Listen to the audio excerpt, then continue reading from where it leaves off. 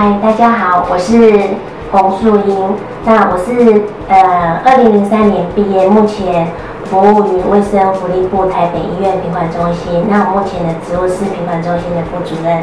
品管中心的主要工作呢，是协助全院各部门呢执行相关的品质管理的工作，那包括品质指标的监测以及品质改善专案的执行。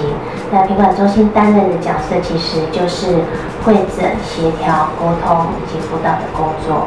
我的工作呢，其实大部分是在管理全院病人安全相关的一些异常事件，那监测医院里面大大小小的一些异常事件，那去指导各个部门呢推动品质改善的活动，那辅导各个品质改善团队运用各种品质的手法、品管的手法来提升品质，以及指导同仁呢把努力的成果呢对外发表或者是对外参赛，为医院争取最高的荣誉。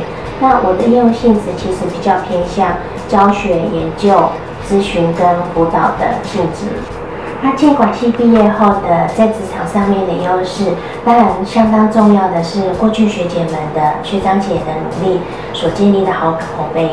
那在北部出来的学生呢，不但耐操耐磨，而且很主动上进，肯学习，在职场上都有很好的成就。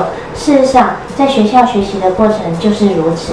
老师对于教学的用心，还有对于学生的学习过程的要求相当的严格，并且能够及时关心学生，因材施教，所以累积了不少的能量。毕业之后呢，进入职场工作呢，其实很快就可以上手了。相对的，自己在工作上也会比较有自信。那学校对于课程的规划，对于职场上呢，都有很大的帮助。例如组织、还有财务、行销、人资、品管跟生统各个课程呢，其实在职场上都能够有发挥的空间。不过呢，学习的过程呢，很重要的是融会贯通，学习起来会比较轻松。那未来在职场上呢，也会比较驾轻就熟，充分能够发挥所长。那我的求职经验其实不多，我在台大医院待过15年的临床工作，一边工作一边念书，同时呢也运用所学，在医院里面辅导跨部门或者是不同属性单位的品质改善专案的进行。那之后呢，被台北医院的院长邀请到这边来专责品管的业务。那事实上，在我的生涯里面，我觉得了解自己的兴趣，努力于自己喜欢的领域，去累积实力呢，就能够充分发挥所长。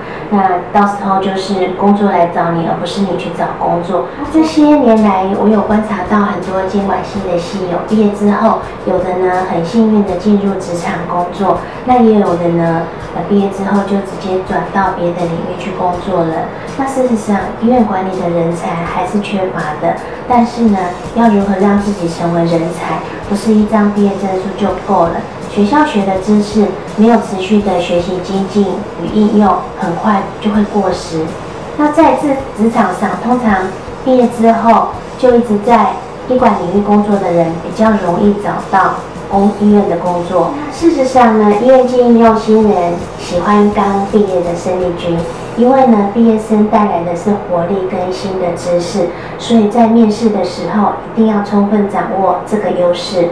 那第一次面试呢，通常都会紧张，但是呢，面试官其实没有那么的可怕。那记得看到面试官的时候，一定要有礼貌的先打声招呼，说：“各位面试官好，我是某某某。”那第一个印象呢，其实就是成功的关键。那在报到的时候，看到陌生的脸孔，也不要害怕，勇敢的打招呼说：“你好，我是某某某。”那其实呢，这些幕后的工作人员呢，不只是以后的同事，而且呢，多半是帮面试官收集情报的关键人物。记得一定要留下好的印象。那面试官提问后呢，如果紧张，就先深呼吸再回答。通常提问的问题呢，都会很实务，不容易回答。那其实呢，其他的竞争者也不一定就会回答。记得呢，要把自己在学校里面所学的专长呢应用出来。那只要方向正确，不离题，很容易就可以争取高分。那如果真的不会，也没学过，就委婉的回答：“我知道，我虽然刚毕业，没有经验，可是我会很主动去学习，而且我学习力很强，并且呢，举例说出几个过去学习力很好的经验。那本科系毕业的同学，即使没有经验，其实在医疗机构也是很抢手的哦。那其实呢，人生是没有重来的，那过去没有把握的，未来一定要好好把握。在这个资讯爆炸的时代，过去的知识其实很快就过时了。好处是只要有心，随时跟得上，还来得及。那基本的条件是一定要有学习的热忱。如果真的要说加强什么，大学期间除了书本里的知识之外，一定要多运用一些网络和电子图书馆的知识。这些知识不要只是 copy paste， 而是要试着去理解、体会，整理成自己有用的智慧，并且运用在日常生活或者是工作上。给学弟妹的一些小小的建议，不管呢你们当初是自愿的还是误闯丛林，也许呢进入北部建管系多年还是懵懵懂懂的，但是学姐要告诉你们，这个校园有相当多的宝藏。那如果你没有去挖掘，领到的就只是一张毕业证书而已。记得在学习过程中要找到自己的兴趣，往自己有兴趣的领域去发展，挖到自己的宝藏，才能长长久久在职场上崭露头角。